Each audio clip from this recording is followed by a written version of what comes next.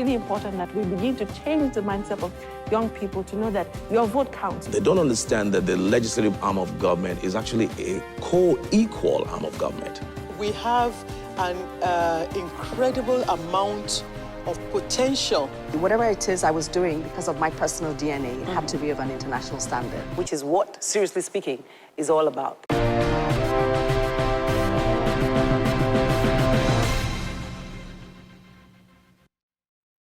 Welcome to Seriously Speaking. For the next couple of weeks, I'm going to be talking about film and television, creating the right content and being the right person to project that content. Now, I will start this week by talking about acting and film and television production. My guests are going to be two people that you might know, at least one of them for certain, because he is currently the AMVCA Actor of the Year. And then the young person that's coming after him is someone who is a female face of Northern television, or the Northern face of television in Nigeria. Well, if you stay tuned, you'll get to meet my lovely guests if you don't go away. The first guest on the show today is a young man that's called Sambasa, at least to all of you who know him that way. And some who may have read about him would find that his real name is actually Chiedozie, but he chose Sambasa because of certain conditions in his life, and it's got to do with Samba. It's my pleasure to welcome Sambasa to Seriously Speaking today.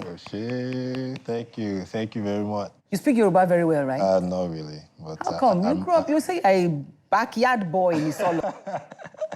I just manage the ones I know. So that Oshe sounded very real. Very real, yeah. That's normal in the streets. Has your life changed since you became the Actor of the Year? Yes, yes.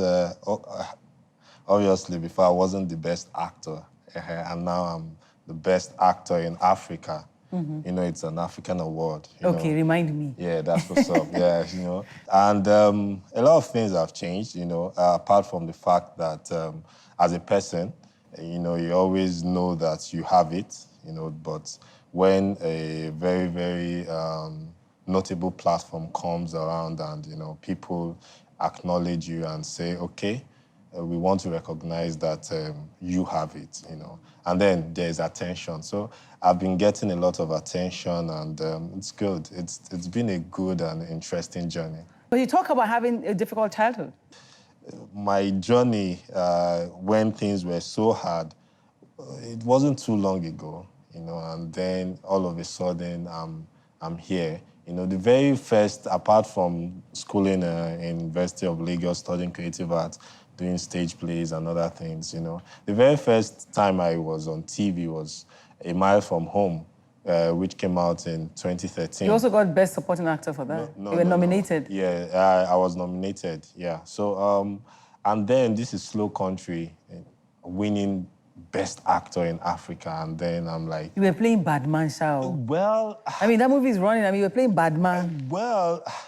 I'm an actor. Anything that, you know, comes is just... the truth is that once you love what you're doing, you know, whatever is before you, once it's good and you can connect to it, you just do it. So it was just a beautiful experience. So the difficulty for you, because professionally, you graduated in 2011 or 2012? No, 2014. So but you started doing this movie at while you were in school? Yes. So you are just My fresh out of year. school? Yeah. Fresh, you've done 2 movies, you've already gotten this award. Yeah. And was it difficult getting there? The difficulty was not in acquiring the art, but it was in just survival.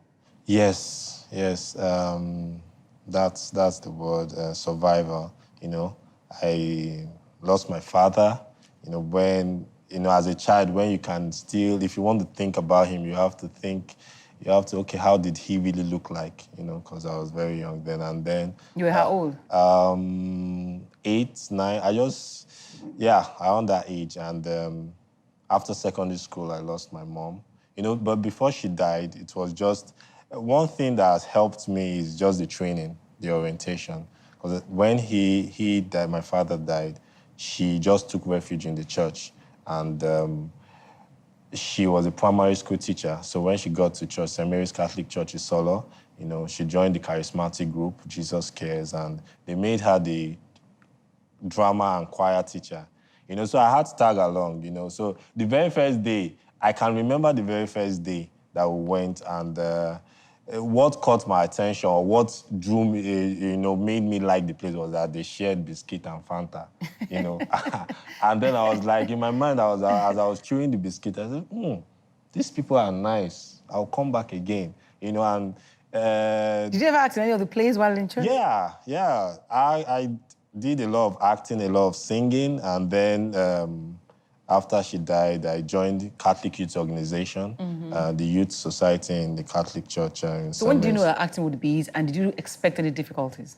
Well, when I knew that acting is it for me, is that when I do it, okay, first, if they say, okay, what's your hobby? I don't know whether I can term eating as my hobby, but I get to do it. I cannot eat throughout the day and just be doing things that are involved arts, and then nothing excites me. I find everything very, very boring when it's not linked to this particular thing. At first, I tried being a footballer. Yeah, I was training to be a footballer. Oh, is that where the Samba comes from? The Brazilian Samba yeah, team? because of my love for football, there is this place in Isolo, they call it Red Sand. Anybody that lives in Isolo, there is this field they call Red Sand. Everybody from Ilasa, from Ejigbo, from Isolo, everybody comes there, So I bought my boots, registered and everything. But to survive, I played video games too. PlayStation and football. So there were contests, and you would win a contest, you earn money. I was like, at some point, I was the king in my own neighborhood. So people come from other places. Oh, okay, you've beaten everybody here. Samba, you get person with day here. And they called me Samba because I use Brazil. So when I come, people were like, if Samba used Brazil, you don't lose. So the name stuck, and I was like, because my mom always, she's like, your life has to be meaningful. You don't have to bear something. People do not have to see you as something that is not worth anything. So if this name has stayed and you should make a meaning out of it. So it was very difficult for me when I lost your mom. Yeah, because I never thought I would lose her, because I felt, okay, I've lost my dad. She won't go away. So that's why Samba became Sambasa. Yeah. Which stands for? Yeah, so I now said, okay, Samba, what will I add? I asked myself, what's my life about? My life is about, so much has happened, and I will not let what has happened affect my life in a negative way. Because in my house, where we stayed, this is where we stayed, and if you come out of the gate, opposite it is, that's where they sell Igbo, marijuana, and shekpe, but... I don't know what shekpe is, though. Oh, okay, traditional hot drinks. Okay. Yeah, so, but I did not allow that affect me, so I was like, okay, what would this mean? So Sambasa actually means surviving and maintaining balance against societal aggression. So you survived, and today you are the actor, best actor. You have started the profession that is working. Yes. But let me take a short break and introduce another person who's a film producer, who's a TV producer and presenter. And they will continue the conversation about difficulties. Thank you, Sambasa. Oh, shit. I'll be back. Yes, welcome back.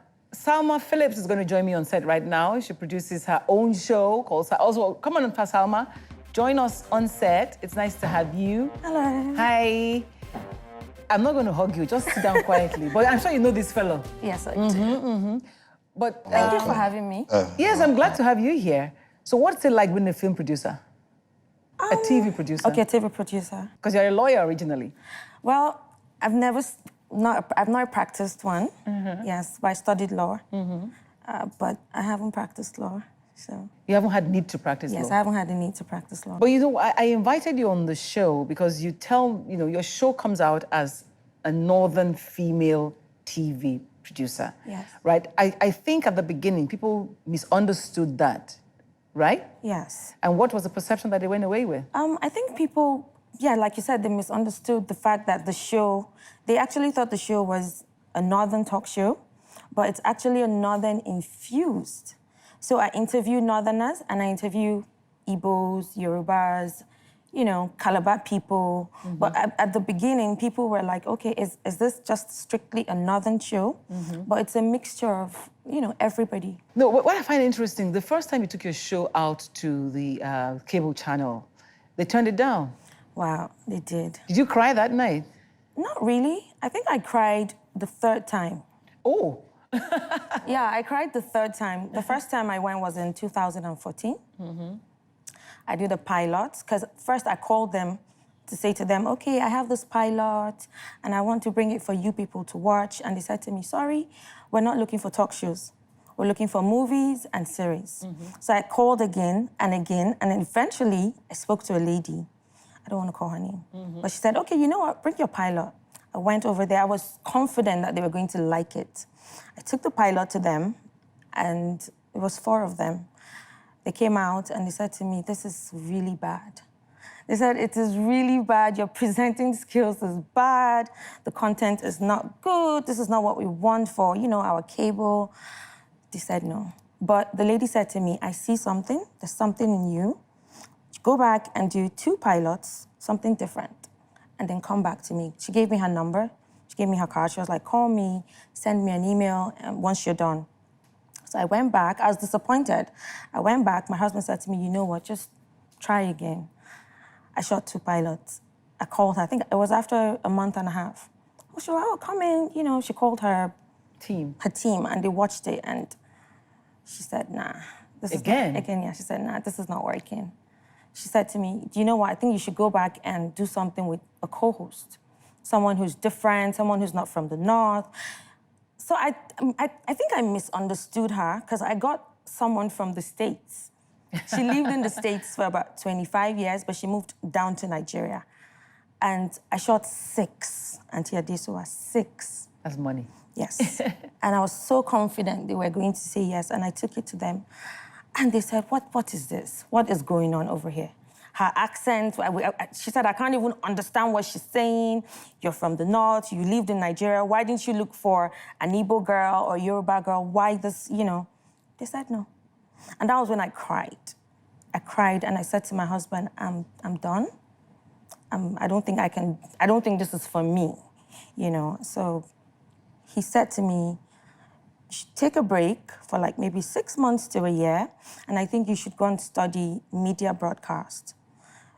Like, just know about television, you know, empower yourself, being behind and in front of the camera, how to present, how to produce, how to write, how to edit. So that was exactly what I did. So you went back to school? Yes, I went back to school. So that's the point here. Training is very important to be able to succeed. Yes, it is. You know, because you got a lot of training while you were in school. It was while training that you met with... Erica Himian, producer of A Mile From Home and Slow Country.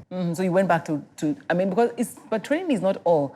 You, for example, may have been pitching to the public. You say you are a Northern star, so everybody expected you to be talking about Northern... You know, I think you should share that with them. Because first of all, we expect a girl from the North to have all these parts covered. Look at you, only your head.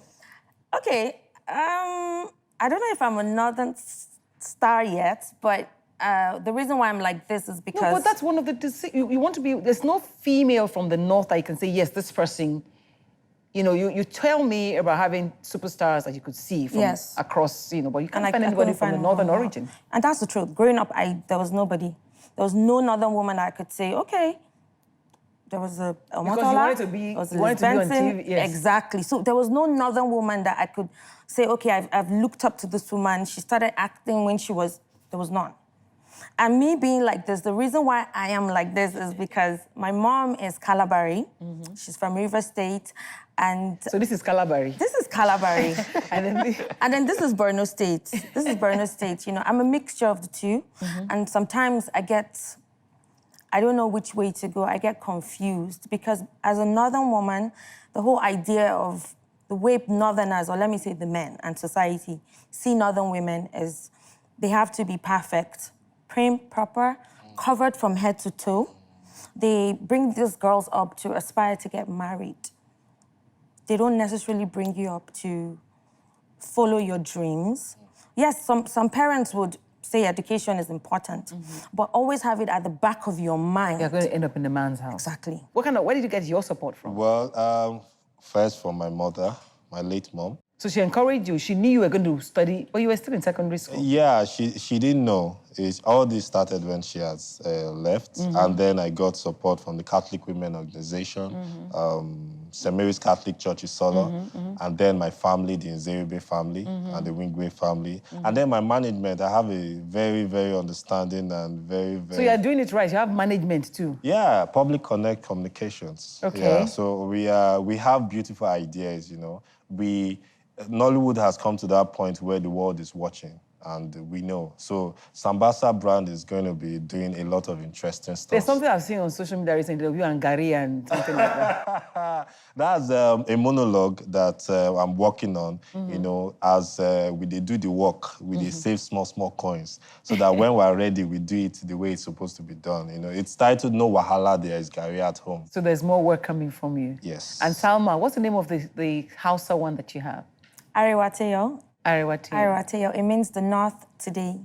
Okay. Yes. And I'm also working on a series. Oh, cool. Wow, nice. So that means my next guest too is when you talk about Baba in series and content and all of that, he's top of the game. Okay. Femi Odubemi is going to join us later. He's somewhere. I've already put him in the parlor. Hi, bro. He's there. You know, we call you the Baba of the Odudu of, we call you Odudu of film and TV. Wow, yeah. Odudu means... The Coco. The Coco. Powerful, the Coco. So we'll be joining him, and he's going to, at least he'll be teaching us a little bit about what it takes and some of the things he's into coming next week. So I must thank you, but you're not going to go away because I must cut off now and say thank you for being on this segment of the show. Thank you for having me. And for you who's watching, please tune in again for the rest of the show on all our platforms. But next week, we'll be continuing this conversation. Don't go away.